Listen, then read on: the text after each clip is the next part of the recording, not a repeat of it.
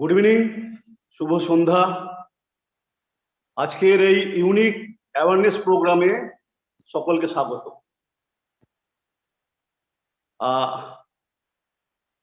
ঘটনা হচ্ছে যেটা যে আজকের এই যে একটা যে প্রোগ্রামটা হতে চলেছে, আমি জানি যে আপনারা অনেকেই সেটা সম্পর্কে অ্যাওয়ার। তার আগে আমি আমার পরিচয় দিয়ে নিই। আমি পুলক সেন, আদারওয়াইজ সরকারি চাকরি করি। পাশাপাশি এরকমই প্রচুর অ্যাওয়ারনেস প্রোগ্রামের মধ্যে দিয়ে প্রচুর মানুষকে হেলদি এবং ওয়েলদি রাখার কাজে নিয়োজিত আছি। ঘটনাটা হচ্ছে, দেখুন, আজকের এই যে ইউনিক প্রোগ্রামটা কেন বললাম, কারণ যে ব্যাপারটা নিয়ে আজকে এখানে কথাবার্তা হবে, সারা বিশ্বে প্রচুর মানুষ এর সঙ্গে জড়িত আছেন। যেটা মানে যে রোগের ব্যাপারে বা যে কি বলবো স্বাস্থ্যের ব্যাপারে আজকে কথাবার্তা হবে, সেটা নিয়ে বলার ব্যাপারে দেখুন, আজকে আমরা প্রায় 2 বছর ধরে একটা অতিমারির সঙ্গে লড়াই করে আজকের এই জায়গায় এসে পৌঁছেছি। এবং তার সঙ্গে সঙ্গে যে স্বাস্থ্যগত ব্যাপারটা নিয়ে আছে কথাবার্তা এখানে হবে, সেটা নিয়েও আজকে অনেক বছর ধরে প্রচুর মানুষ সারা পৃথিবীতে ভুগছেন এই রোগের মধ্যে দিয়ে।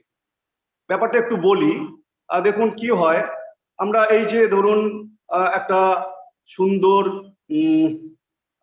কি বলবো দারুণ সুন্দর একটা উৎসবের মধ্যে দিয়ে আমরা এলাম। তো সেই উৎসবের মধ্যে দিয়ে প্রচুর ভালো খাওয়া দাওয়া, মিষ্টি মন্ডা এসব খাওয়া দাওয়া তো হয়েছেই। তার মধ্যে দিয়ে থাকতে থাকতে হঠাৎ একদিন আবিষ্কার করা গেল যে কিরকম যেন ঘুম থেকে ওঠার পরে কিরকম একটা টায়ার্ডনেস লাগছে, একটা লেথার্জি থাকছে, আস্তে আস্তে শরীরটা কিরকম একটা শুকনো শুকনো ভাব থাকছে, এবং অনেক বেশি বার করে ওয়াশরুমে যেতে হচ্ছে। এবং তার মধ্যে দিয়ে কি হচ্ছে, ক্রমশ ক্রমশ একটা শরীরে কিরকম এনার্জির অভাব মনে হচ্ছে। এরকম করতে করতে তারপরে আস্তে আস্তে কিছুদিন যেতে যেতে সিঁড়ি ভাঙতে গেলে কিরকম একটা বুকের মধ্যে একটা হাঁপ লাগছে। তো তখন আমি কি করলাম, আমরা ডাক্তারের কাছে গেলাম। তো ডাক্তারবাবু বিভিন্ন পরীক্ষা নিরীক্ষার জন্য দিলেন, রক্ত পরীক্ষার জন্য দিলেন। তো সেখানে খেয়ে না খেয়ে, অর্থাৎ পিপি এবং ফাস্টিং, এই রক্তের পরীক্ষা হলো।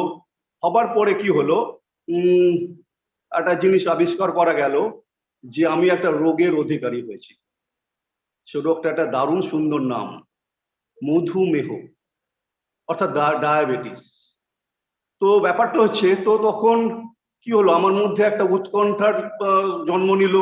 আমার সঙ্গে যারা রয়েছেন তারাও একটা স্ট্রেসের মধ্যে দিয়ে আমি যাচ্ছি। তো ক্রমশ ক্রমশ কি হচ্ছে, আমি ডাক্তারবাবুর থেকে ওষুধ খাচ্ছি। খাবার পরে আস্তে আস্তে কি হচ্ছে, আমার মধ্যে ইনসুলিন নিতে হচ্ছে খাবার আগে।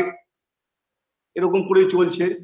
তো ঘটনাটা হচ্ছে, এই যে ডায়াবেটিস, এই যে মধুমেহ, এই রোগটা আজকে দেখুন, আমি কয়েকটা যদি ডাটা আপনাদেরকে দিই, যে সারা পৃথিবীতে এই রোগের ব্যাপারে সারা পৃথিবীতে বিশ্বের যত মানুষ আছেন যারা ডায়াবেটিক, তার মধ্যে প্রতি 6 জনের মধ্যে একজন হচ্ছেন ভারতীয়। এবং 1990 থেকে 2013 এই সময়কালের মধ্যে বিশ্বে 46% বেড়েছে এই রোগীর সংখ্যা, এবং ভারতবর্ষে বেড়েছে 123%। আজকে পশ্চিমবঙ্গে প্রায় 6,62,000 মানুষ সরকারিভাবে চিকিৎসা পাচ্ছেন এই ডায়াবেটিসের। ভেবে দেখুন, এর বাইরে প্রচুর মানুষ আছেন যারা কিন্তু বেসরকারি ভাবে চিকিৎসা করাচ্ছেন, এবং অনেকে প্রো ডায়াবেটিক আছেন, অর্থাৎ একদম সীমানায় দাঁড়িয়ে আছেন। এরকম প্রচুর মানুষ আছেন। এবং যদি আমাদের রাজ্যে দেখি, আমাদের রাজ্যে প্রায় এই যেটা বললাম যে 6,62,000 মানুষ সরকারিভাবে পাচ্ছেন, এবং তার মধ্যে আমাদের রাজ্যে 21% পুরুষ হচ্ছেন এই রোগে আক্রান্ত, এবং 14% নারী এই রোগে আক্রান্ত। ভারতকে বলা হচ্ছে ডায়াবেটিকের ক্যাপিটাল, এবং সারা পৃথিবীতে ভারত এই জায়গায় 2 নম্বর স্থানে আছে। চীনের সঙ্গে পাল্লা দিচ্ছে। চীন প্রথম, ভারতবর্ষ দ্বিতীয়। তো এইরকম একটা রোগের সঙ্গে আমরা লড়াই করছি, প্রচুর মানুষ। তো সেই মানুষরা আজকে খুঁজে বেড়াচ্ছেন কিভাবে এই রোগের থেকে মুক্তি পাওয়া যাবে।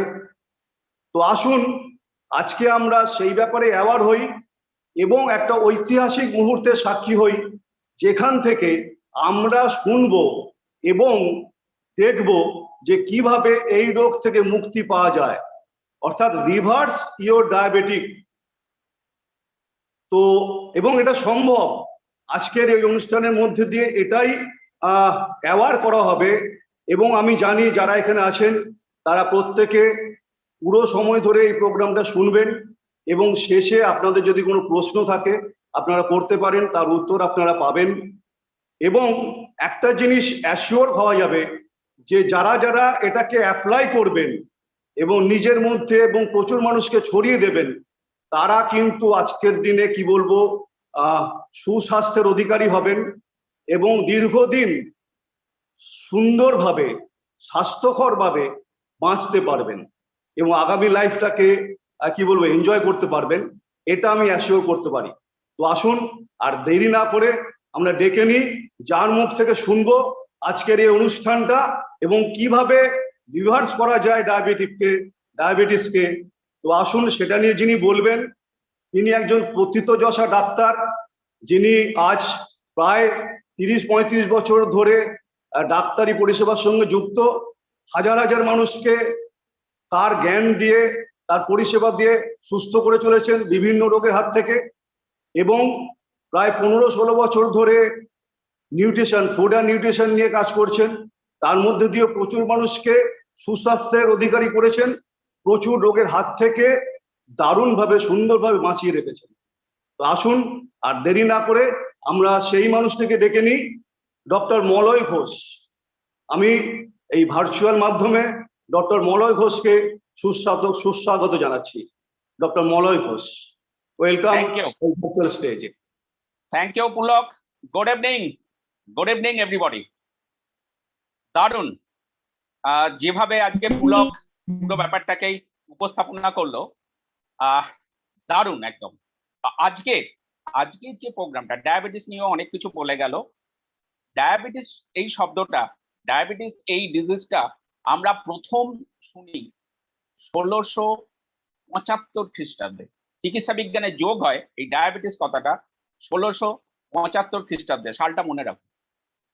তারপর থেকে ধাপে ধাপে বিভিন্ন রকম ভাবে এটা বেড়েছে এবং অ্যাট প্রেজেন্ট বা গত 50 বছর 60 বছর ধরে, হ্যাঁ, কি পরিমাণ ডায়াবেটিক পেশেন্ট সেটা তো পুলক বলে গেল, কিন্তু গত প্রায় 30-40-50 বছর ধরে ডায়াবেটিসের সঙ্গেও আরো অজস্র ফিজিক্যাল হ্যাজার্ড যোগ হয়েছে, যেগুলো বলা হয় যে ডায়াবেটিসের সঙ্গে এগুলো থাকে। ডায়াবেটিসকে বলা হয় একটা মাদার ডিজিজ। এই রোগটা হলে আর সারে না। আপনি যখন ডক্টরের কাছে গেছেন, ডক্টর আপনাকে অবশ্যই বলেছে, বা যাদের ডায়াবেটিস আছে বা যাদের বাড়িতে কেউ না কেউ ডায়াবেটিক পেশেন্ট, ডক্টর তাদেরকে বলেছেন 3টে ডি আপনাকে মেনে চলতে হবে সব সময়, যদি এই রোগের হাত থেকে মুক্তি পাওয়া যায়।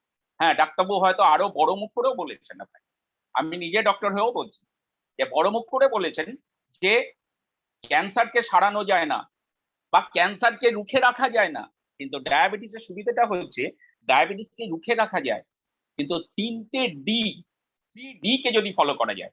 ফার্স্ট ডি হচ্ছে ডায়েট, সেকেন্ড ডি হচ্ছে ডিসিপ্লিন, থার্ড ডি হচ্ছে ড্রাগস মানে মেডিসিন বলে ডাক্তারবাবু আপনাকে ওষুধ লিখে দিয়েছেন। ঘটনা হচ্ছে যে ফার্স্ট 1998 সালে প্রথম এডিএ, আমেরিকান ডায়াবেটিক অ্যাসোসিয়েশনে একটা রিপোর্ট জমা পড়ে যে ডায়াবেটিসকে রিভার্স করা যায়, ডায়াবেটিসকে সারানো যায়, কিন্তু সেটাকে কেউ গুরুত্ব দেয়নি, পাত্তা দেয়নি। কারণ হয়তো অনেকগুলো কারণ। প্রথম কথা, বিশ্বাস করেনি, কারণ ডায়াবেটিস নিয়ে সারা পৃথিবীতে 4টে জিনিস ছড়িয়ে আছে মানুষের মধ্যে। এক হচ্ছে ব্রো সায়েন্স, যেটা কিনা যার কোনো সায়েন্টিফিক ভিত্তি নেই, মানুষের মনে এরকম হয়ে আছে, মানুষ ওই বিভিন্ন রকম তিতো খাচ্ছে, অমুক খাচ্ছে, তমুক খাচ্ছে, কিনা ডায়াবেটিস সারবে, বিভিন্ন পাতা থেতো করে খাচ্ছে, ডায়াবেটিস সেরে যাবে, হয় না। দ্বিতীয় জিনিস যেটা আছে সেটা হচ্ছে ফেক নলেজ। যথেষ্ট জ্ঞান নেই ঠিক মতন ভাবে, হাফ ইনফরমেশন আপনার কাছে যেগুলো আছে, হাফ ইনফরমেশন। আর লাস্ট যেটা আছে সেটা হচ্ছে প্রোপাগান্ডা, প্রচার, যে ডায়াবেটিস একটা ক্রনিক ডিজিজ, এটাকে ছাড়ানো যায়। এবং এখান থেকে ধাপে ধাপে ধাপে ধাপে আপনাকে মেডিসিন ইনটেক করতেই হবে, আপনাকে ইনসুলিন নিতেই হবে, এবং বিভিন্ন রকম ভাবে খাওয়া দাওয়ার রেস্ট্রিকশন করে কোন রকমে না মরে বেঁচে থাকতে হবে। এটাই ডায়াবেটিস।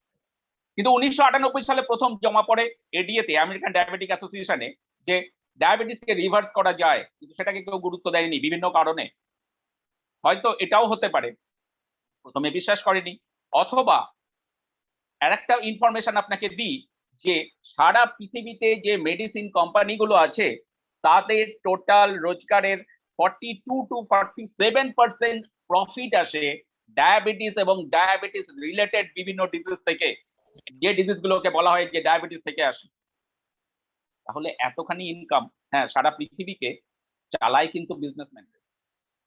এটাও একটা বাস্তব। তো অনেকগুলো কারণ হতে পারে। ধাপে ধাপে দিন এগিয়েছে।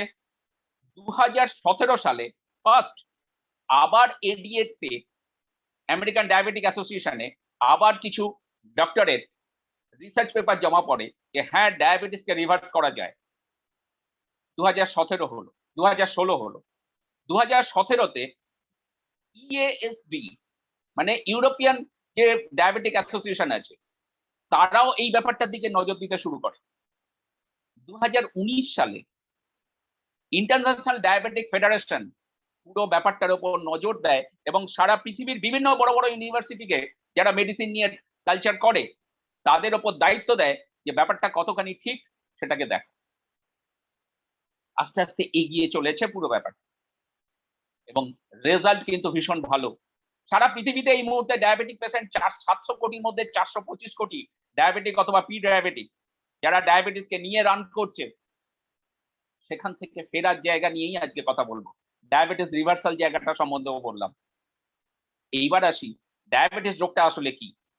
আর যখনই আমরা যাই ডাক্তারবাবুদের কাছে, ডাক্তারবাবু বলে দেন যে আপনার শরীরে গ্লুকোজটাকে, যে ইনসুলিন ঠিক ভাবে তাকে এনার্জিতে ট্রান্সফার করে, সে আপনার শরীরে ইনসুলিনটা কম তৈরি হচ্ছে, সেই জন্য আপনার ডায়াবেটিস। আপনাকে মিষ্টি কম খেতে হবে, লো কার্ব ফুড খেতে হবে, আপনাকে এক্সারসাইজ করতে হবে, মেডিসিন নিতে হবে টাইমে টাইমে, তাহলে আপনি ভালো থাকবেন। যেটা বলেছিলাম যে হাফ ইনফরমেশন, এটা কখনোই ফুল নয়। এটা আমি সেই জায়গাগুলোকে, সেই মিথগুলোকেই আজকে ভেঙে দেওয়ার চেষ্টা করব আমার কথা দিয়ে। একদম শেষ পর্যন্ত থাকুন, শেষ পর্যন্ত শুনুন।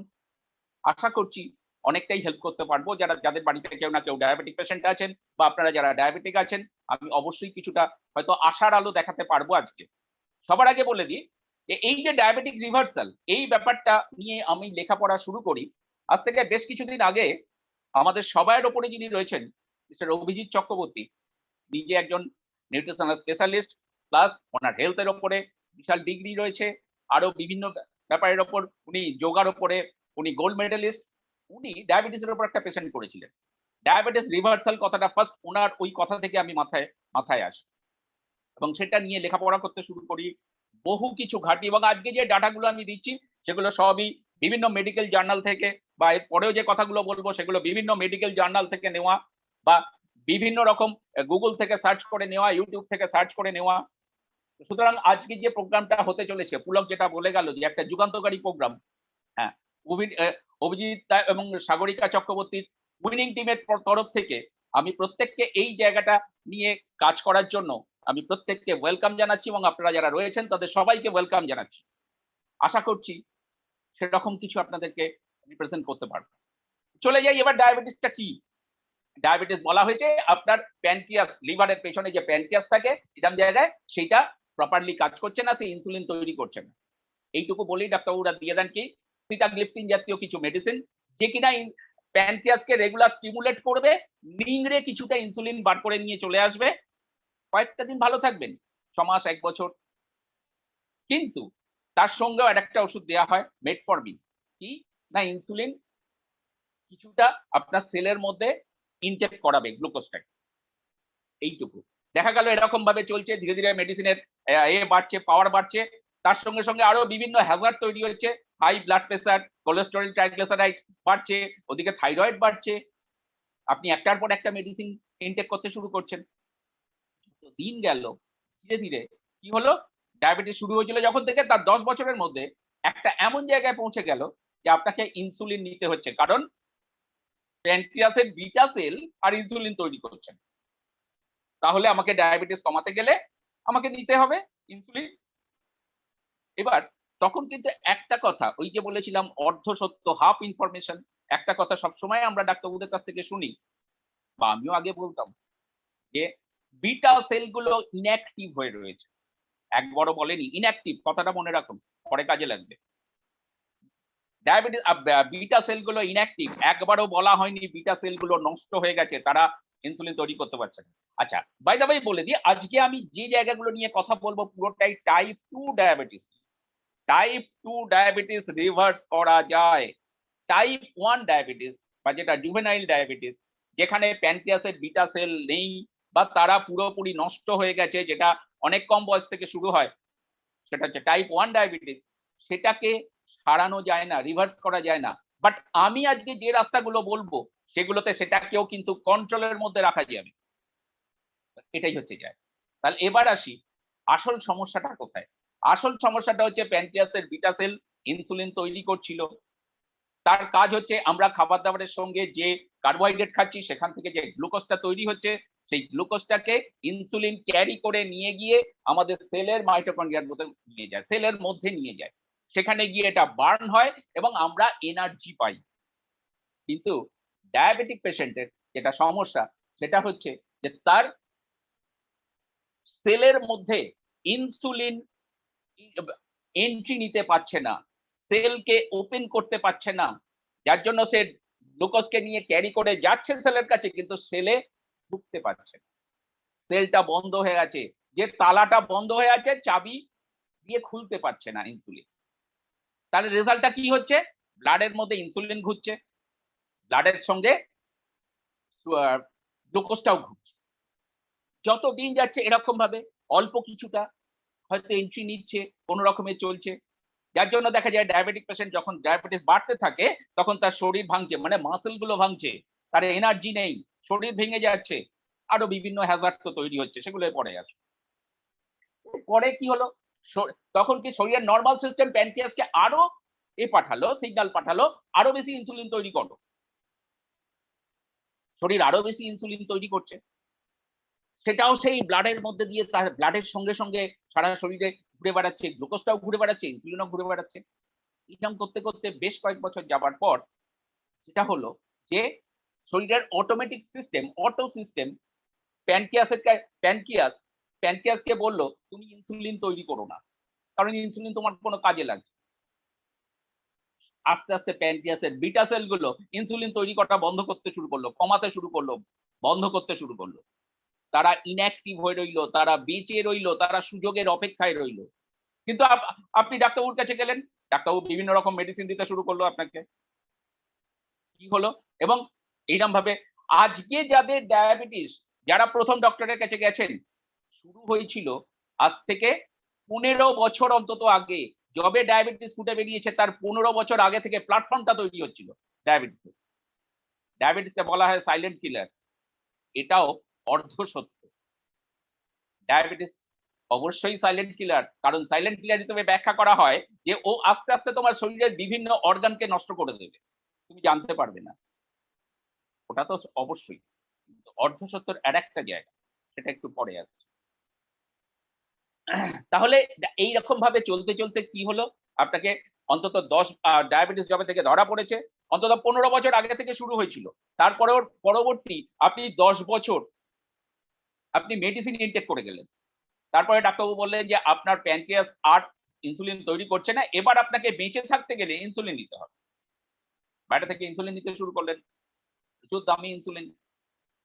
ইনসুলিন আপনি নিচ্ছেন, কিছুদিন ভালো রইলেন, আরো 2-4 বছর 5 বছর, তারপরে ধীরে ধীরে আরো খারাপ, ইনসুলিনের কাজ হচ্ছে না, কারণ আপনার শরীরের সেলগুলো ইনসুলিন রেজিস্ট্যান্স হয়ে গেছে।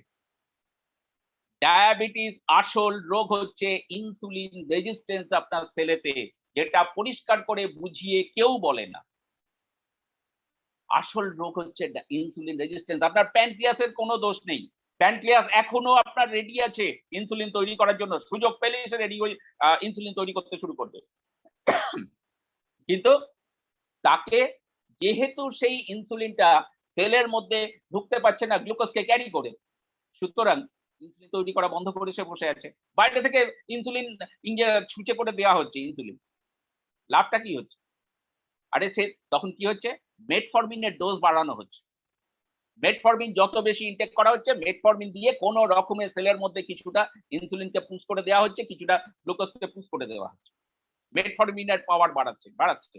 প্রত্যেকটা মেডিসিনের তো প্রচুর সাইড এফেক্ট আছে। এটাই আসল ডায়াবেটিস। তাহলে কি? Insulin resistance. ইনসুলিন এই জায়গার উপরই 1998 সালে ফার্স্ট নজর দেওয়া হয়েছিল। এডিএতে আমেরিকান ডায়াবেটিক অ্যাসোসিয়েশনের রিপোর্ট জমা পড়েছিল, কিন্তু কেউ পাত্তা দেয়নি, কেউ গুরুত্ব দেয়নি।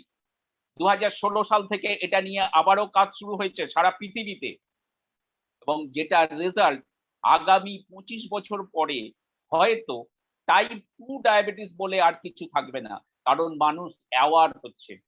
ওই জন্যই কথাটা বলেছিলাম যে আজকে উইনিং টিমের তরফ থেকে, অভিজিৎ এবং সাগরিকা চক্রবর্তী উইনিং টিমের তরফ থেকে আজকে যে প্রোগ্রামটা আমি করতে চলেছি, এটা একটা যুগান্তকারী প্রোগ্রাম, এবং আগামী দিনে এটা অবশ্যই একটা আন্দোলনের রূপ নেবে, সারা পৃথিবীতেই আন্দোলনের রূপ নেবে। তো এটা হচ্ছে গ্যাট। এইবার আসি ডায়াবেটিস থেকে, যে ইনসুলিনের কথাটা বললাম, কিন্তু এই ইনসুলিন রেজিস্ট্যান্স কেন হয়? মেইন কারণ হচ্ছে ফ্যাট, আপনার excessive fat, belly fat mainly 1 নম্বর। 2 নম্বর জায়গা কি? সেটা হচ্ছে যে নো বডি মুভমেন্ট ভীষণ কম, সেডেন্টারি লাইফস্টাইল। যারা হয়তো ট্রেনে, বাসে, গাড়িতে সবসময় চড়ছেন, বাড়িতেও সেরকম ভাবে প্রচুর কাজের লোক, সেরকম ভাবে শরীর মুভমেন্ট হয় না। 3 নম্বর জায়গা কোথায়? সেটা হচ্ছে হাই কার্ব ফুড, আপনার খাবার মধ্যে কার্বোহাইড্রেট বেশি আছে, আসবো কার্বোহাইড্রেটের কথায়।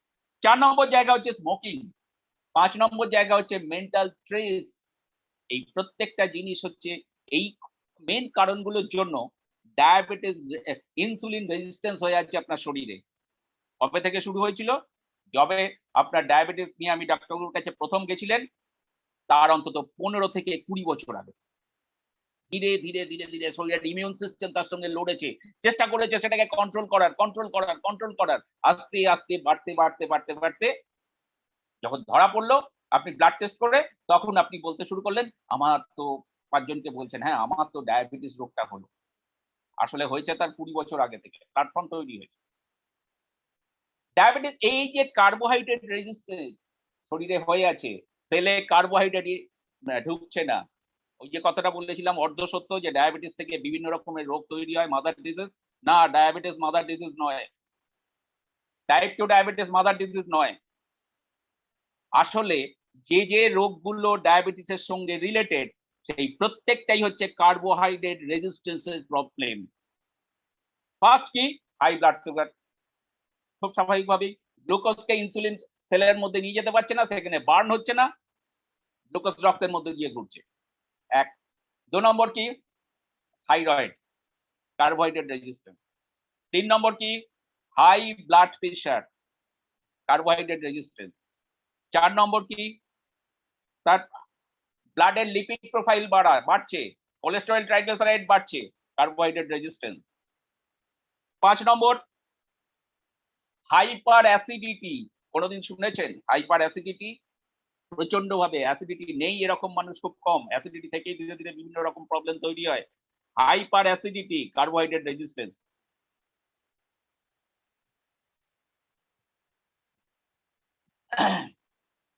তারপরে আরেকটা সাংঘাতিক ডিজিজের কথা শুনুন, বহু মেদ আছে, পলিসিস্টিক ওভারি, কার্বোহাইড্রেট রেজিস্ট্যান্স। তারপরে কি? Cerebral attack, brain stroke, carbohydrate resistance. বলা হয় কি ডায়াবেটিস থাকলে এই রোগগুলো আসে, না, ডায়াবেটিস কার্বোহাইড্রেট রেজিস্ট্যান্সের জন্য ডায়াবেটিসও তৈরি হয়, কার্বোহাইড্রেট রেজিস্ট্যান্সের জন্য ব্রেন স্ট্রোকও তৈরি হয়, কার্ডিয়াক অ্যারেস্ট তৈরি হয়, থাইরয়েড তৈরি হয়, ব্লাডের কোলেস্টেরল ট্রাইগ্লিসারাইড বাড়ে, পলিসিস্টিক ওভারি তৈরি হয়, কার্বোহাইড্রেট রেজিস্ট্যান্স। আরো disease, depression, frustration, carbohydrate resistance. আরো কি? Rheumatoid arthritis, carbohydrate resistance, immunity power ধীরে ধীরে কমছে, কার্বোহাইড্রেট রেজিস্ট্যান্স। এই যে কোভিড এর সময় কোমরবিড বলে একটা কথা বারবার শুনেছেন, ইমিউনিটি পাওয়ার ভীষণ কম, কার্বোহাইড্রেট রেজিস্ট্যান্স মেইন জায়গা হয়ে আছে কার্বোহাইড্রেট রেজিস্ট্যান্স।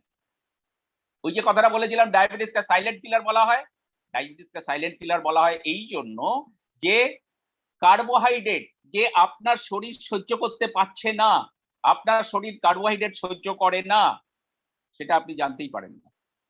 আপনি প্রতিদিন প্রচুর পরিমাণে কার্বোহাইড্রেট ইনটেক করে গেছেন। আসবো সেই কথায়, অদ্ভুত আশ্চর্য হয়ে যাবার মতন কথাবার্তা কিছু বলবো।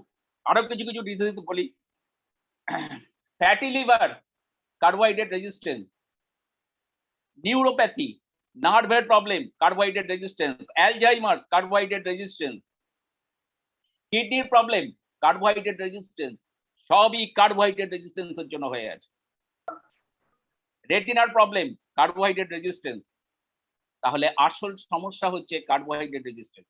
কিন্তু ধরুন কার্বোহাইড্রেট রেজিস্ট্যান্সের যে জায়গাটায়, ধরুন কেন তাকে সাইলেন্ট কিলার বলা হচ্ছে বা দীর্ঘদিন কেন আপনি বুঝতে পারেননি, 20 বছর ধরে প্ল্যাটফর্মটা তৈরি হয়েছে, কারণ আপনি তো কার্বোহাইড্রেট খেয়ে যে আপনার সমস্যাটা তৈরি হচ্ছে, আপনার শরীরে কার্বোহাইড্রেট দিতে পারছে না, সেটা তো আপনি জানতেই পারেননি।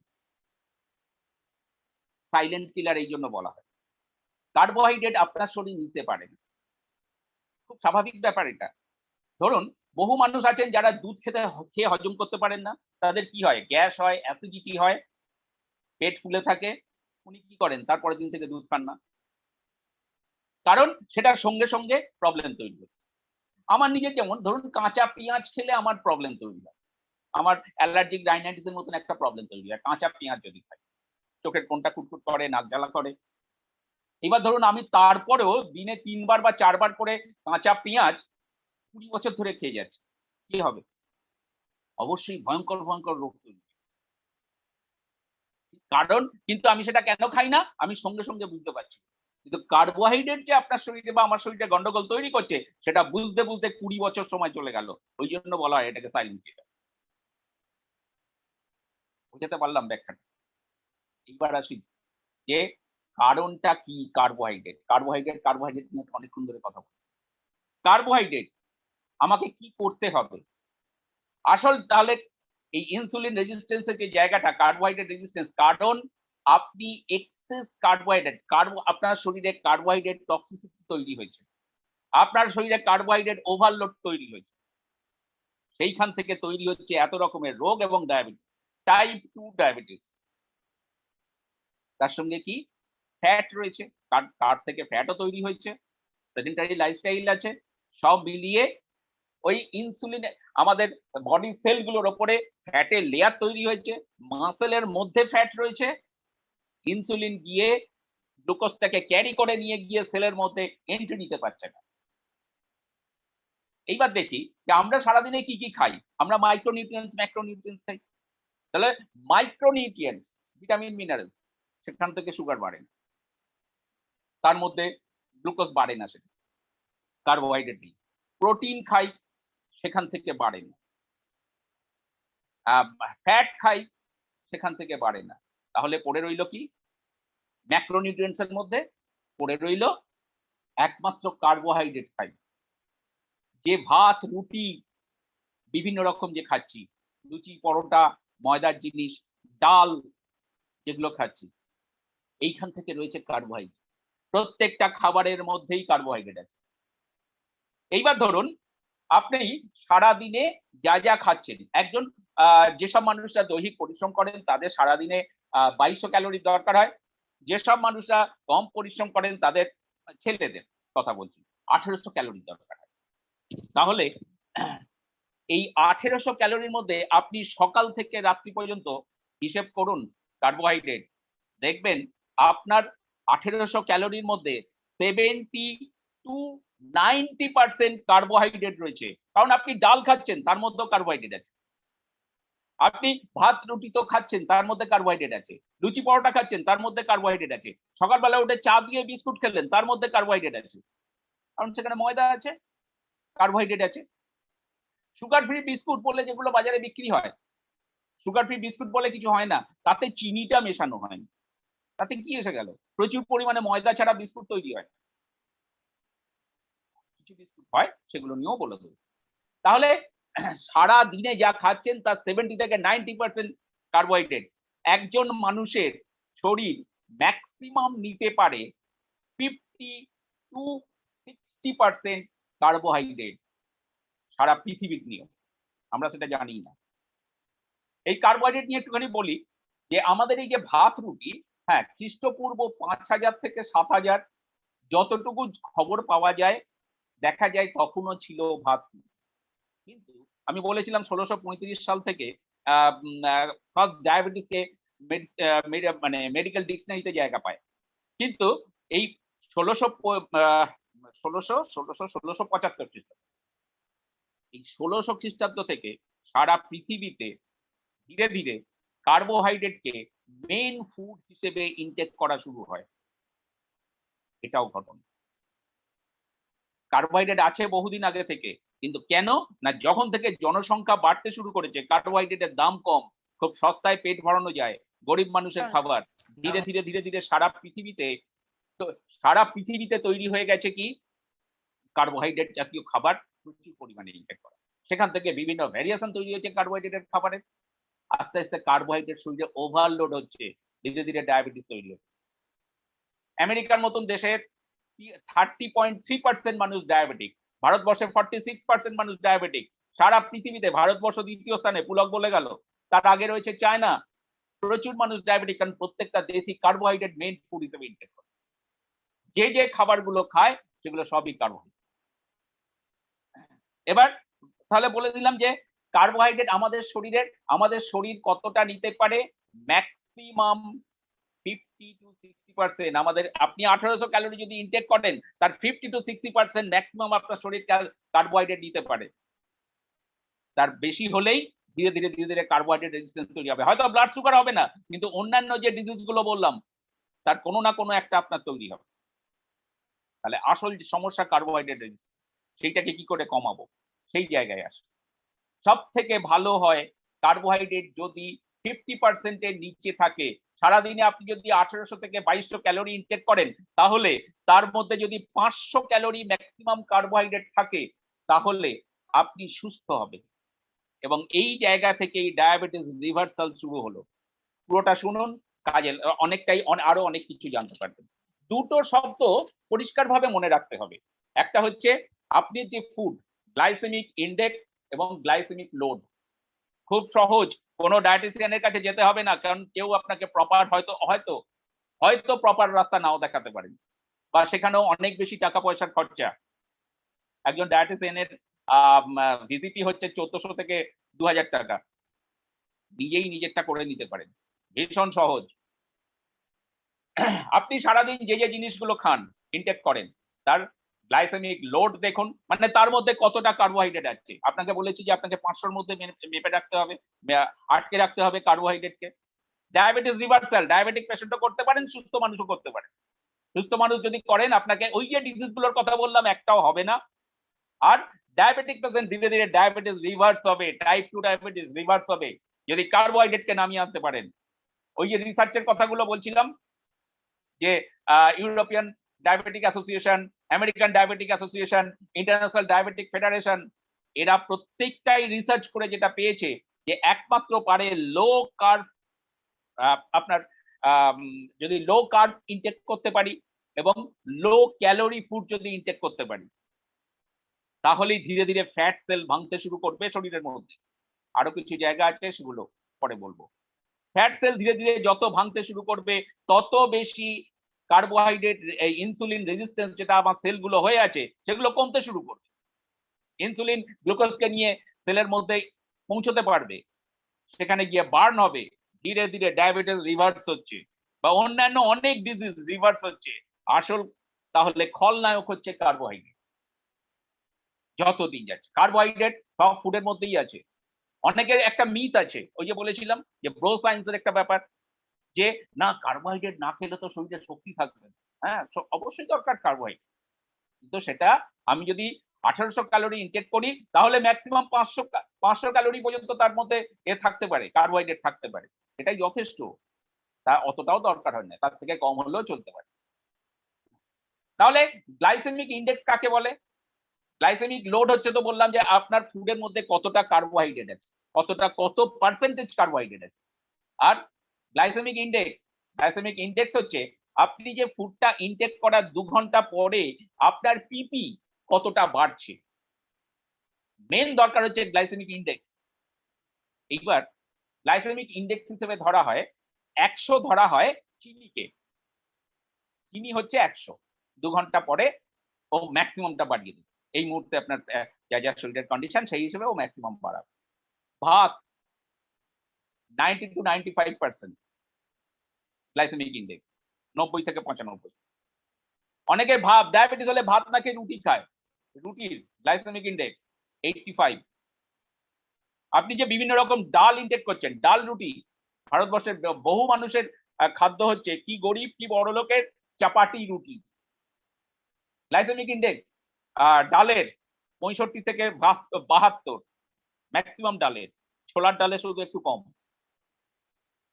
আপনি বিভিন্ন রকম আনাজ খাচ্ছেন, যেগুলো আলু বা মাটির তলার বিভিন্ন বিট, গাজর, মূলো, যেসব আনাজগুলো, সেগুলোর গ্লাইসেমিক ইন্ডেক্স 65 এর ওপরে। আপনাকে নিতে হবে 50% এর নিচে গ্লাইসেমিক ইন্ডেক্স। যদি কমিয়ে আনতে পারেন, ফুড খুঁজুন। আপনি যে জিনিসগুলো, নিজের ফুড নিজে অ্যানালিসিস করুন। যে ফুডটা খেতে ইচ্ছে করছে, জাস্ট প্রত্যেকের হাতে অ্যান্ড্রয়েড মোবাইল আছে, গুগল খুলুন, সেখানে দিন ওই ফুডটাকে গ্লাইসেমিক ইন্ডেক্স দেখে নিন। ভাত রুটির বদলে দুর্ধর্ষভাবে সারা পৃথিবীতে যেটা তৈরি হচ্ছে, ভারতবর্ষে যেটা তৈরি হচ্ছে, সেটা হচ্ছে ওটস। কিন্তু ওটস যেটা ভীষণ তাড়াতাড়ি রান্না করা যায়, সেই ওটসে কাজ হবে না। কারণ ওটস এর মেইন জায়গা হচ্ছে ফাইবার। ওটস এর গ্লাইসেমিক লোড হচ্ছে 40, গ্লাইসেমিক ইন্ডেক্স হচ্ছে 35। একদম ভাতের মতন খেতে। আমি এই জায়গাটা প্রথম জেনেছিলাম অভিজিতের কাছ থেকে, ওটস এর যে জায়গাটা। স্টিল কাট ওটস ব্র্যান, এই দুটো গ্লাইসেমিক ইন্ডেক্স ভীষণ কম, 35। শেষ পর্যন্ত শুনুন, আরো অনেক কিছু বলবো। গ্লাইসেমিক লোড অনেক জিনিসের অনেক বেশি হয়, কিন্তু গ্লাইসেমিক ইন্ডেক্স যদি সেটা কম হয়, খাওয়া যায়। যেমন বলা হয় মিষ্টি ফল খেও না, আম ভীষণভাবে সুগার বাড়ায়। একদম ঠিক, ভুল কথা, আমে সুগার বাড়ে। আম যে সময় প্রচন্ড পেকে প্রচন্ড মিষ্টি, আমের গ্লাইসেমিক লোড প্রচুর বেশি, কিন্তু গ্লাইসেমিক ইন্ডেক্স অনেক কম। তাই বললে আপনি যদি প্রচুর পরিমাণে একসঙ্গে 2টো আম খেয়ে ফেললেন, ভালো লেগেছে, তাহলে হবে না। 100 গ্রাম আম আপনি এভরি অল্টারনেটিভ ডে ইনটেক করুন। 100 গ্রাম কলা তো প্রচুর কার্বোহাইড্রেট, কিন্তু গ্লাইসেমিক ইন্ডেক্স কম, গ্লাইসেমিক লোড বেশি। কলা প্রতি দিন ইনটেক করুন আপনি, দেখুন সুগার ধীরে ধীরে সুগার বাড়বে না।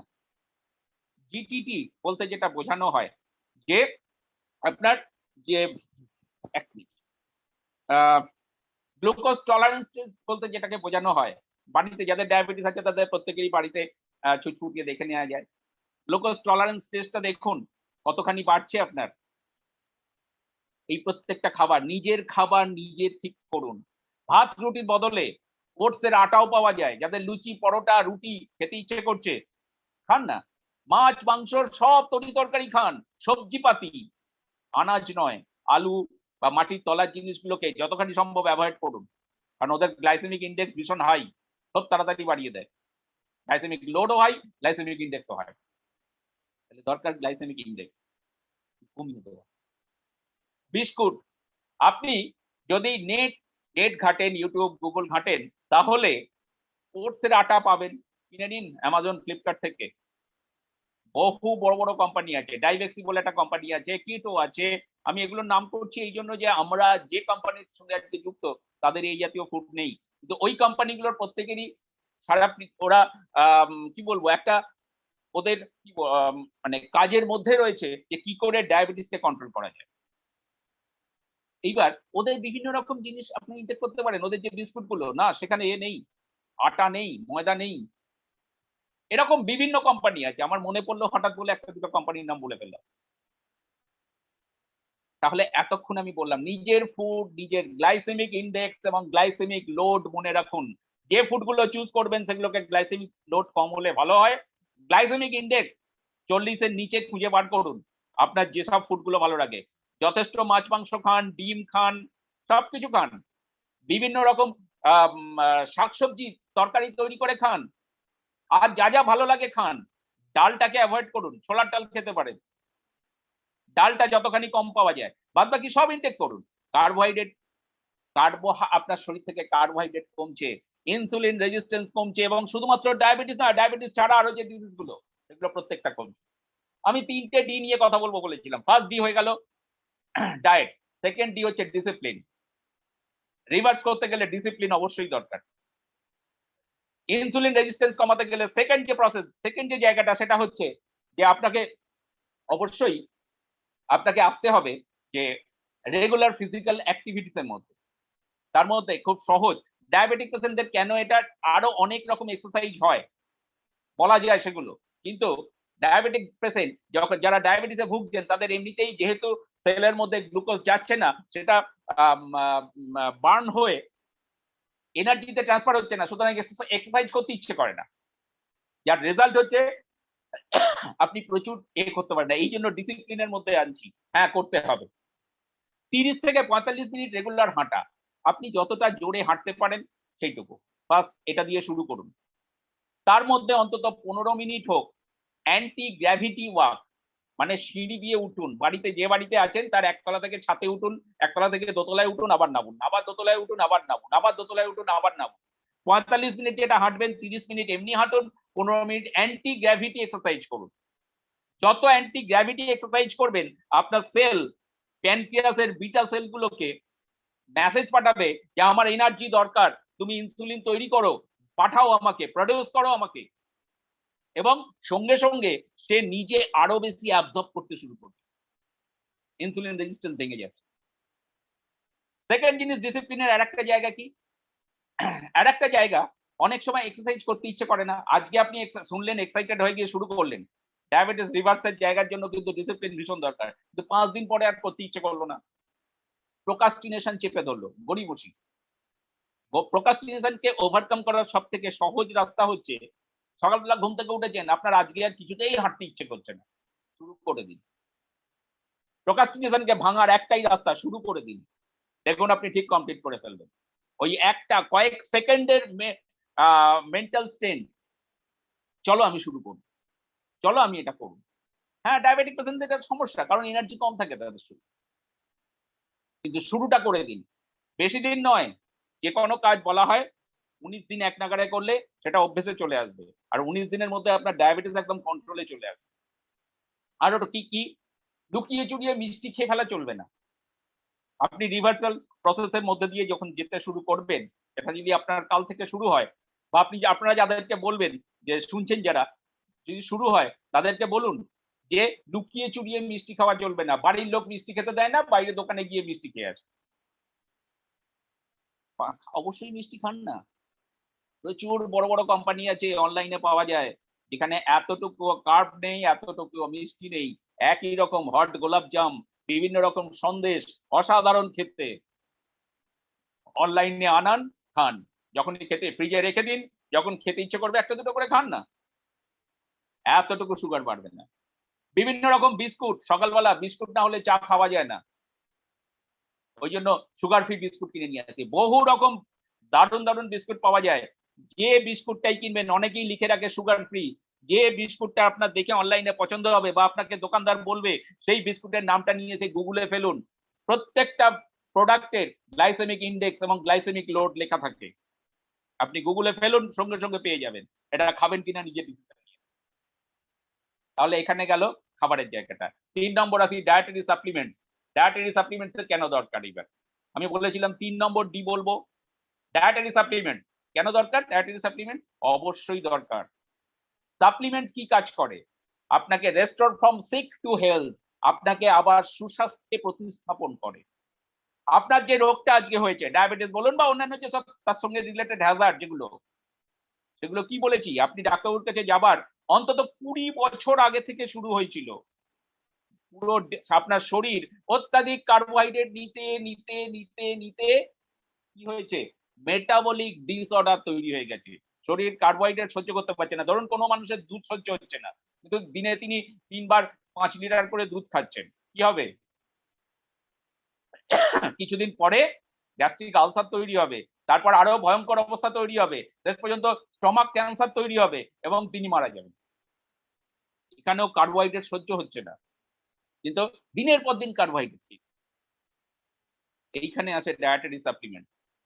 ডায়েটারি সাপ্লিমেন্টস অবশ্যই নিউক্লিয়েটেড সাপ্লিমেন্ট। 1 নম্বর protein, protein powder, plant protein. কেন দরকার? প্রোটিন পারে ফ্যাট সেলকে ভাঙতে। আসল রোগ তো ইনসুলিন রেজিস্ট্যান্স। তাহলে এই ইনসুলিন রেজিস্ট্যান্সকে যদি ভাঙতে হয়, তাহলে ওখানে যে ফ্যাটের লেয়ার গুলো রয়েছে সেগুলোকে ভাঙতে হবে। প্রথম দরকার প্রোটিন। তাহলে অন্তত 15 থেকে 20 গ্রাম, ডায়াবেটিক পেশেন্টের 25 গ্রাম হলেও ভালো হয়, কারণ যত বেশি প্রোটিন আপনি ইনটেক করবেন আপনার ফ্যাট সেল ভাঙবে। আর কম ক্যালোরি, আপনার খিদে কম পাবে, কম ক্যালোরি আপনি ইনটেক করছেন। আর যদি বা ইনটেক করছেন, আপনি সেখান থেকে কার্বোহাইড্রেট বেশ কিছুটা বাদ দিয়ে দিচ্ছেন। আপনি 500-র মধ্যে নিয়ে আসছেন, আপনার 50% এর মধ্যে নিয়ে আসছেন। আপনি যা খান সারাদিনে তার 50% এর বেশি কার্বোহাইড্রেট নয়, সেখান থেকে যদি আরো খানিকটা কমিয়ে দিতে পারেন, পূরণ করবে তো প্রোটিন, প্রোটিন পাউডার। আপনি সুস্থ, যত দিন যাবে আপনি এনার্জেটিক হয়ে উঠবেন। প্রোটিন কেন, প্রোটিন খাবার পরে বিভিন্ন কারণ আছে প্রোটিন খাবার পরে কেন মানুষ এনার্জেটিক হয়ে ওঠে। তার একটা বড় কারণ যে ওই ইনসুলিন রেজিস্ট্যান্সের ওখানে ফ্যাট গুলোকে ভাঙতে থাকে, ইনসুলিনকে গ্লুকোজকে নিয়ে আবার সেলের মধ্যে যায়, সেখানে বার্ন হয়, এনার্জি তৈরি হয়। মানুষ ওই যে বলে প্রোটিন খেলে সঙ্গে সঙ্গে এনার্জি। 1 নম্বর দরকার প্রোটিন পাউডার, খেতেই হবে যদি ডায়াবেটিস রিভার্স করতে হয়। 2 নম্বর নিউট্রিলাইট ডেইলি। কেন নিউট্রিলাইট ডেইলি? রিসার্চের আমি কি বলেছিলাম, ডায়াবেটিস আপনার শরীরে প্যানক্রিয়াসের বিটা সেল গুলো ইনঅ্যাক্টিভ হয়ে আছে। কতদিন ধরে ইনঅ্যাক্টিভ হয়েছে? গত 20 বছর 25 বছর ধরে আস্তে আস্তে ইনঅ্যাক্টিভ হয়ে গেছে প্যানক্রিয়াসের বিটা সেল গুলো। রিসার্চের ফলে দেখা গেছে নিউট্রিলাইট ডেইলির মধ্যে 13টা ভিটামিন, 11টা মিনারেলস আছে। সেই মিনারেলস এর মধ্যে রয়েছে জিঙ্ক, কপার, ক্রোমিয়াম, সেলেনিয়াম। এরা পারে প্যানক্রিয়াসের বিটা সেলকে আবার ধীরে ধীরে অ্যাক্টিভ করে তুলে কোয়ালিটি ইনসুলিন সেখান থেকে আবার তৈরি হচ্ছে। সিটাগ্লিপটিন মেডিসিন খেতে হবে না, স্টিমুলেট করতে হবে না প্যানক্রিয়াসকে। নিউট্রিলাইট ডেইলি সেই কাজটা করবে, খেতেই হবে যদি রিভার্স আপনাকে করতে হয়। 3 নম্বর জায়গা, 3 নম্বর medicine omega 3 polyunsaturated fatty acid. তার এখানে কাজটা কি? মেন কাজ এখানে সে এটাকে একটুখানি পাতলা করছে, ব্লাডটাকে একটু পাতলা করে দিচ্ছে। ব্লাডটাকে যদি পাতলা করে দেয়, ব্লাড যে জায়গা দিয়ে ইনসুলিনটা রেজিস্ট্যান্স হয়ে রয়েছে, ফ্যাটের লেয়ার রয়েছে, রক্তটা যদি গাঢ় থাকে সেখান দিয়ে এন্ট্রি নিতে পারছে না। কিন্তু রক্তটাকে যদি পাতলা করে দেওয়া হয়, তাহলে সেই ইনসুলিন এবং গ্লুকোজকে ক্যারি করে সেলের মধ্যে নিয়ে চলে যাচ্ছে। তাহলে 3 নম্বর ওমেগা 3 একটা করে দিনে 2 বার অবশ্যই ইনটেক করতে হবে। ওমেগা 3 এর আরো অনেক কাজ আছে। ডায়াবেটিক কার্বোহাইড্রেট রেজিস্ট্যান্স থেকে যে যে বিভিন্ন ডিজিজ গুলো বললাম, তার প্রত্যেকটাতে ওমেগা 3 এর কাজ আছে। ওমেগা 3 কে বলা হয় 106টা ডিজিজের এগেইনস্টে প্রতিরোধ গড়ে তোলে। তার মেন কারণ কিন্তু ওই জায়গাটা, কার্বোহাইড্রেট রেজিস্ট্যান্সের জায়গায় ও কাজ করে যাচ্ছে। কি হার্ট অ্যাটাক রুখছে, কি রিউমাটয়েড আর্থ্রাইটিসে কাজ করছে, কি পলিসিস্টিক ওভারিতে কাজ করছে, কি ফ্যাটি লিভারে কাজ করছে, কি কিডনির প্রবলেমে, কি রেটিনার প্রবলেমে, সব জায়গায় ওমেগা 3 কাজ করে যাচ্ছে। তার মেন কারণটা হচ্ছে কিন্তু এইটা। তাহলে ওমেগা 3 আমাকে ইনটেক করতেই হবে। 4 নম্বর জায়গা ফাইবার। ফুডেতে যদি প্রচুর পরিমাণে ফাইবার থাকে বা আপনার পাকস্থলীতে যদি প্রচুর পরিমাণে ফাইবার থাকে, তাহলে আপনি যদি কোনো সময় গ্লাইসেমিক লোড একটু বেশি আপনার খাবারের মধ্যে রয়েছে বা গ্লাইসেমিক ইন্ডেক্স জাতীয় খাবার আপনি একটু বেশি কোনোদিন লোভ করে খেয়ে ফেলেছেন, আমাদের ফাইবার যদি থাকে আপনার পেটের মধ্যে বা খাবারের পরে যদি আপনি 1 চামচ ফাইবার খেয়েছেন, তাহলে কখনোই গ্লাইসেমিক ইন্ডেক্সটাকেও বাড়তে দেবে না। ওর গ্লাইসেমিক ইন্ডেক্স আপনার গ্লুকোজ টলারেন্স টেস্ট করলে ও কখনোই দেখা যাবে না 2 ঘন্টার মধ্যে ম্যাক্সিমাম বাড়িয়ে দিয়েছে। আপনি হয়তো গ্লাইসেমিক ইন্ডেক্স একটু বেশি ওলা খাবার আপনি খেয়ে ফেলেছেন। তাহলে 4 নম্বর বললাম কি, আমাদের নিউট্রিলাইট ফাইবার খেতেই হবে। যেগুলো আমি বলছি, আপনি যদি রিভার্স করতে চান, ডায়াবেটিসকে যদি রিভার্স করতে চান বা ওই যে বড় বড় ডিজিজ গুলোর কথা বললাম, ওদের এগেইনস্টে যদি প্রতিরোধ গড়ে তুলতে চান, এই চার সাপ্লিমেন্ট গুলো খেতেই হবে। 5 নম্বর জায়গায় আসি, মেন সাপ্লিমেন্ট আর একটা, আমাদের মধুনাশিনী বলে একটা সাপ্লিমেন্ট রয়েছে। আপনি যখন ডায়াবেটিস রিভার্স করবেন, মনে রাখুন মধুনাশিনীটির কথা। আর আমি বেশিক্ষণ সময় নেবো না, 5 মিনিটের মধ্যে কমপ্লিট করব। যে মধুনাশিনীর মেইন জায়গা হচ্ছে ও সুগারকে বাড়তে দেয় না, সুগার লেভেলটাকে বাড়তে দেয় না, গ্লুকোজ টলারেন্স টেস্ট করলে দেখা যাবে বাড়তে দেয় না। ওর মধ্যে আরো যে দুটো রয়েছে, যে টক এবং সুর। এই টকের কাজটা হচ্ছে যে দারুচিনি মেনলি কাজটা হচ্ছে ও কি ফ্যাট সেল ভাঙে, ফ্যাট সেল রোগা হওয়ার জন্য দারুচিনি। আসল কিন্তু ওই যে লেয়ার তৈরি হয়ে আছে, ইনসুলিন রেজিস্ট্যান্স হয়ে আছে আপনার শরীরে, সেলগুলোর উপরে ফ্যাটের লেয়ার তৈরি হয়ে আছে, ওইটাকে ভেঙে দেবে। আমার হাতে বেশ কিছু পেশেন্ট আছে, আমি এর আগে হয় আমাদের টিমের অথবা এমনি অভিজিৎদার যখন প্রোগ্রাম হয় সেরকম জায়গায় বোধহয় বলেছিলাম। হ্যাঁ, আমি এর আগে যখন অভিজিৎদার ডায়াবেটিস নিয়ে কথা বলেছিলেন তখনই বলেছিলাম যে আমার সামনে এরকম কিছু, আমার সঙ্গে এরকম কিছু পেশেন্ট রয়েছেন যারা গত 1 থেকে 1.5 বছর, প্রায় বছর খানেক হয়ে গেল, কোন রকম মেডিসিন ইনটেক করে না, শুধুমাত্র এই 5টা সাপ্লিমেন্টস এর উপর রয়েছে। HbA1c যেটা এখন লেটেস্ট টেস্ট হয়, গত 3 মাসের আপনার ডায়াবেটিসের রেশিওটাকে জানতে পারা যাবে, পার্সেন্টেজ জানতে পারা যাবে যে অ্যাভারেজ কি ছিল, তার কিন্তু 5.7 উইদাউট মেডিসিন। যখন ডায়াবেটিস ধরা পড়েছিল তার তখন ডায়াবেটিস ধরা পড়েছিল 458, সেখান থেকে উইদাউট মেডিসিন মানুষটা কিন্তু 1 বছর হয়ে গেল, তার কোনো রকম নেই, কোনো রকম তার বাড়েনি। গত 3 দিন 4 দিন আগেও তার মেয়ে এসে প্রেসক্রিপশন করে নিয়ে গেল যে আবারও সমস্ত কিছু টেস্ট করবে, তো সেগুলো লিখে দিলাম, কিন্তু এখনো পর্যন্ত টেস্টের রিপোর্ট গুলো পাইনি। ওনার যা সিমটমস, অবশ্যই সেটা ওই 5.7 5.8 আছে, মানে 6 এর নিচে আছে HbA1c। ডায়াবেটিস রিভার্সাল সম্ভব। আরো বেশ কিছু পেশেন্টের ক্ষেত্রে আমি অসাধারণ কিছু কাজ পেতে শুরু করেছি এই জায়গা নিয়ে, এইভাবে কাজ করে এই সাপ্লিমেন্টস, এই প্রসেস গুলো, ফুড হ্যাবিট চেঞ্জ করে দেওয়া এবং ডিসিপ্লিন, 3D নিয়ে আমি বললাম। এইবার আসছি, যখন আপনি আজ থেকে শুরু করছেন ডায়াবেটিস রিভার্সালের প্রসেস, বা আপনার বাড়ির ফ্যামিলির মানুষ শুরু করছেন, কিভাবে বুঝতে পারবেন পুরো ব্যাপারটা, আমি 7টা স্টেপ বলবো, কিন্তু 3D ফলো করতে হবে। বহু রকম ভবিষ্যতের বহু রকম ফিজিক্যাল হ্যাজার্ড থেকে বেঁচে যাবেন। একজন ডায়াবেটিক পেশেন্ট যদি 80 বছর বাঁচেন, তার রোজগারের প্রায় 25 to 30% খরচ হয়ে যায় ওই 80 বছর পর্যন্ত বেঁচে থাকার জন্য, মেডিসিন, ডাক্তার এবং বিভিন্ন ফিজিক্যাল হ্যাজার্ডের জন্য। সেই টাকাটা কিন্তু আপনার বেঁচে যাবে, লাইফটা ভীষণ সুন্দর হবে, না মরে বেঁচে থাকা নয়, যদি ডায়াবেটিসকে রিভার্স করতে পারেন, কারণ এটা সম্ভব। আর আমরা আরো অনেকটা এগিয়ে কারণ অন্য মানুষদের থেকে, কারণ আমাদের হাতে ডায়েটারি সাপ্লিমেন্টস রয়েছে। যে সময়টা আপনি ধীরে ধীরে রিভার্সের দিকে যাচ্ছেন, আপনার শরীরের দায়িত্ব, আপনি মেডিসিন থেকে বেরোচ্ছেন, আপনার শরীরের দায়িত্ব নিয়ে নিচ্ছে নিউট্রিশনাল সাপ্লিমেন্টস গুলো। Best of nature, best of science, পৃথিবীর সেরা অস্ত্র আমাদের হাতে রয়েছে। এই জায়গাগুলো নিয়ে মানুষের সঙ্গে কথা বলুন, যারা এমনি মানুষ রয়েছেন কথা বলুন। আপনাদের যে প্ল্যাটিনামের থ্রুতে আজকে আপনারা এখানে এন্ট্রিতে এসেছেন, বা যে যিনি আপনাকে আজকে এখানে ইনভাইট করেছেন তার সঙ্গে কথা বলুন, তিনি আপনাকে রাস্তা দেখাবেন। বা অভিজিৎ সাগরিকাদির সঙ্গে কথা বলুন, ওনারা আপনাকে রাস্তা দেখাবে। আপনার আপলাইন লিডারের সঙ্গে কথা বলুন, উনি আপনাকে রাস্তা দেখাবেন যে কিভাবে আপনি রিভার্সের দিকে যাবেন। ফার্স্ট স্টেপ আপনি শুরু করেছেন, আমি বলেছি ফুড হ্যাবিট চেঞ্জ করার, আর ডিসিপ্লিন এবং ডায়েটারি সাপ্লিমেন্টস যদি করতে শুরু করেন, আজ থেকে 14 দিন পরে যে স্টেজ আসবে, ফার্স্ট স্টেজে আপনার ফার্স্ট স্টেজে আপনার ব্লাড সুগার আস্তে আস্তে রিডিউস হচ্ছে, কমছে। ভাত রুটি যদি বন্ধ করে ওটসের দিকে যেতে পারেন এবং ফুড হ্যাবিট যেভাবে চেঞ্জ করতে বললাম যদি করতে পারেন, নরমালে চলে আসবে, নরমালে চলে আসবে পুরো, ধীরে ধীরে কমতে শুরু করবে। কিন্তু মেডিসিন সেম, মেডিসিন চলছে বা ইনসুলিন চলছে।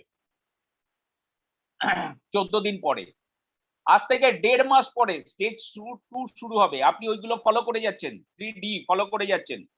1.5 মাস পরে স্টেজ 2 শুরু হবে। স্টেজ 2 তে কি হবে? সুগার রিডিউস হচ্ছে 1.5 মাস পরে।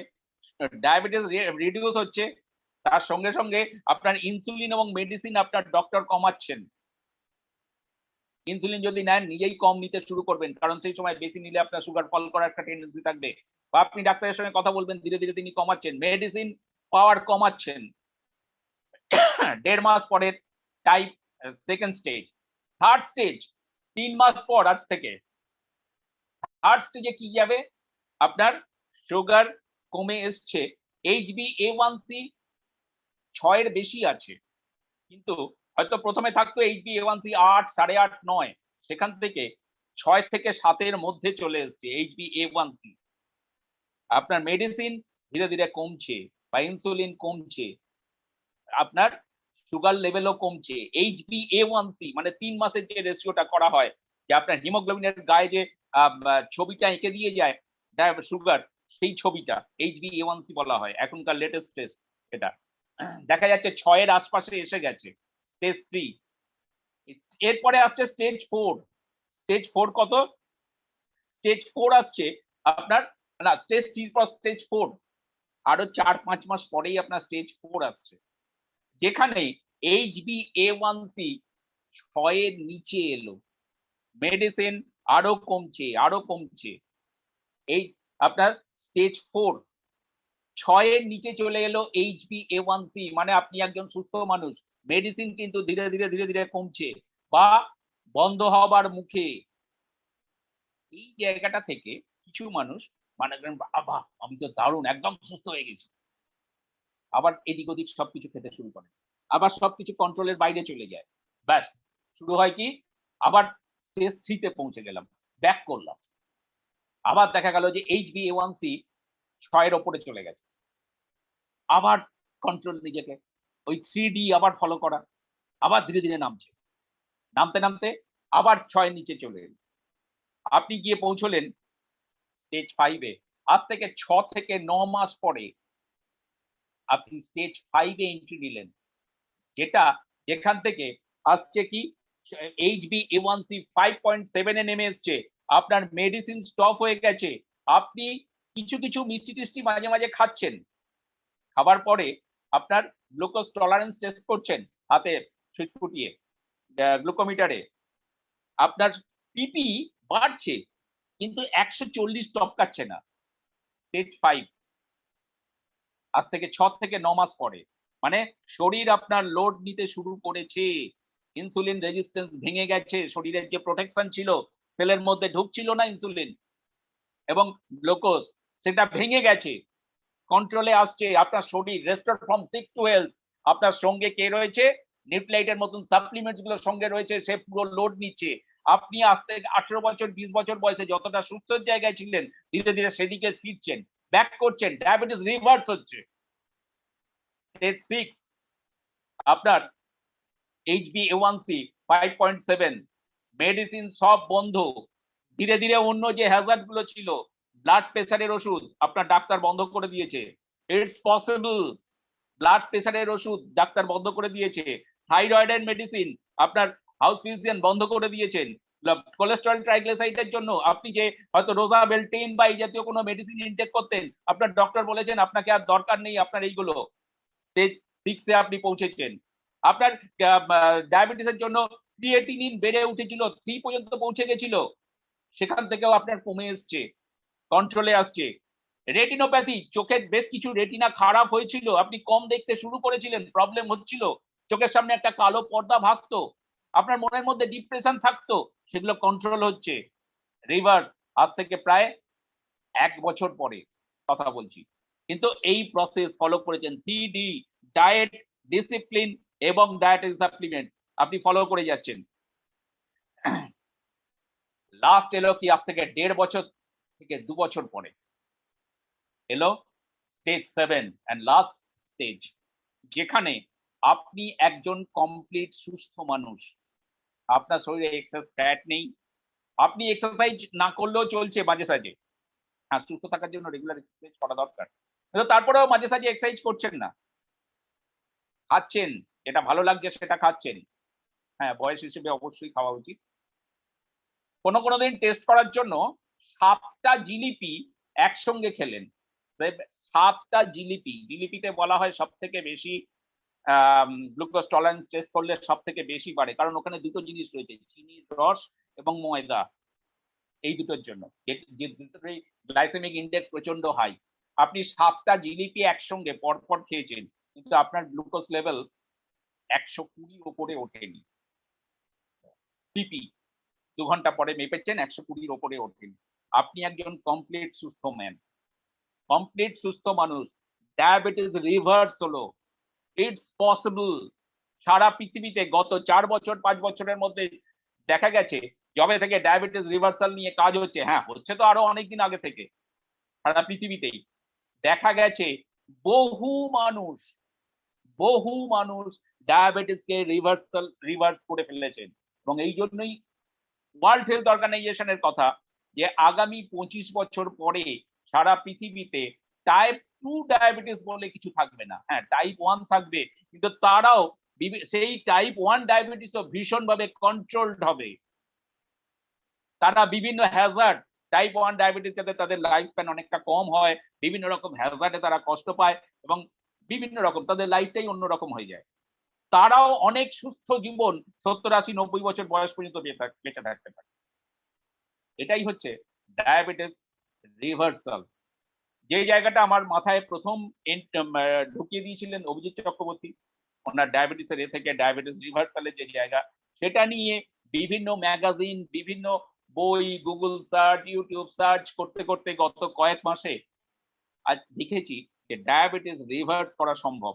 আজকে যতটুকু কথা বললাম, এগুলো যদি ফলো করে কিছু সংখ্যক মানুষ, বা আপনাদের বাড়িতে যাদের ডায়াবেটিক পেশেন্ট রয়েছেন তাদের, বা আপনার আশপাশে যেসব ডায়াবেটিক মানুষ রয়েছেন তাদের কয়েকজনও সুস্থ হন, তাহলেও আজকে আমার এই এতক্ষণ কথা বলাটা সার্থক হবে।